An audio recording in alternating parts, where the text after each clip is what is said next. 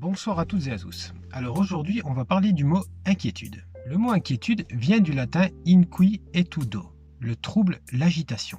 Inquietudo, inquiet au doute. Être inquiet, c'est faire face au doute. Un étant un préfixe qui très souvent marque le contraire, complet, incomplet, possible, impossible. L'inquiétude, c'est donc l'inverse de la quiétude, le repos. L'inquiétude, c'est donc l'agitation.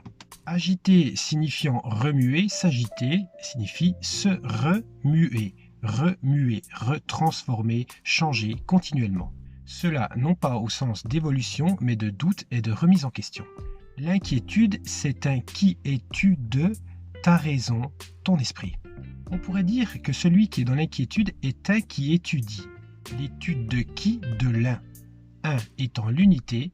Celui qui est dans l'inquiétude va constamment être dans la réflexion, dans la recherche, sans jamais s'exprimer dans la totalité.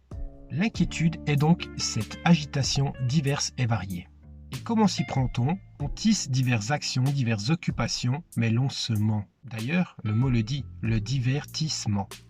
Le divertissement, pourtant l'une des principales sources d'éloignement de l'angoisse, de la mort notamment, va impliquer une agitation de l'esprit, tout du moins. Et il empêche de trouver le repos étant la quiétude. Il faut cesser l'agitation car il ne s'agit pas de s'agiter mais d'agir. Pascal disait d'ailleurs que le malheur de l'homme vient de son impossibilité à rester seul et en repos dans une chambre. Et se reposer, c'est poser de l'air sur son être. Et reposer une chose, c'est la remettre à l'endroit où elle était.